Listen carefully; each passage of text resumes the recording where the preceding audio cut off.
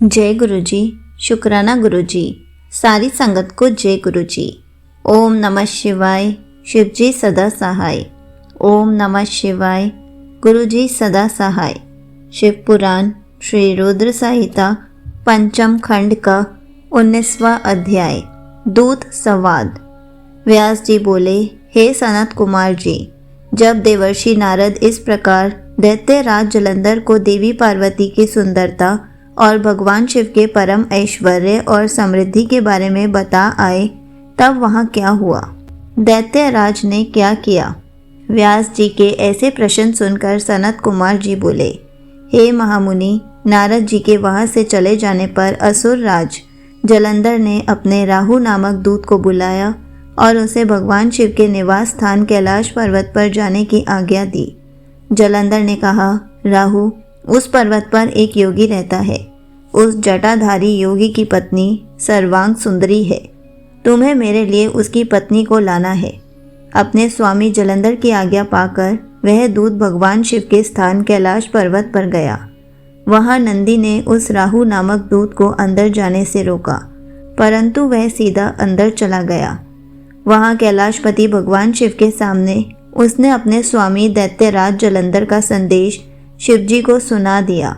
जैसे ही असुर राज जलंधर के दूत राहु ने यह संदेश त्रिलोकीनाथ भगवान शिव को सुनाया, उसी समय शिवजी के सामने की धरती फट गई और उसमें से एक बड़ा भयानक गर्जना करता हुआ पुरुष प्रकट हुआ। वह पुरुष अत्यंत बलशाली और वीर जान पड़ता था।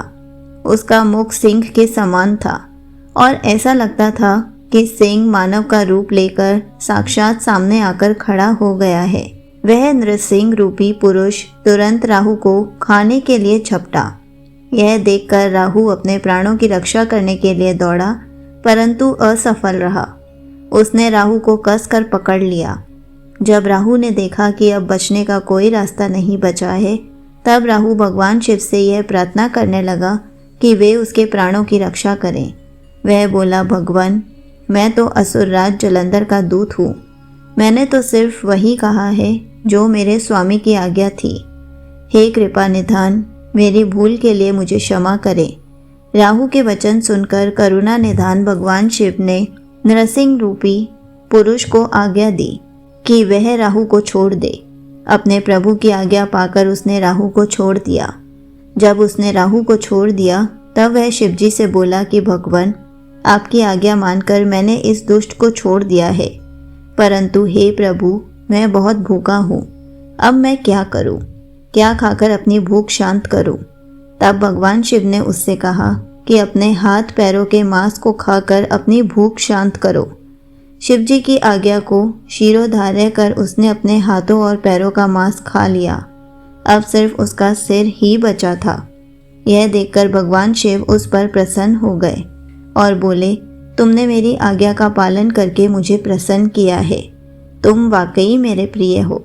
आज से तुम मेरे भक्तों द्वारा भी पूजे होगे।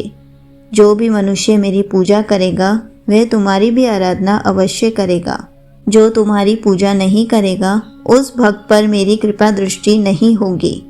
उस दिन से वह कैलाश पर्वत पर भगवान शिव का प्रिय गण बनकर रहने लगा और संसार में स्वकीर्ति मुख के नाम से प्रसिद्ध हुआ। संगत जी, यहीं पर शिव पुराण श्री रुद्र संहिता पंचम खंड का 19वां अध्याय समाप्त होता है। जय गुरु जी। शुक्राना गुरु जी।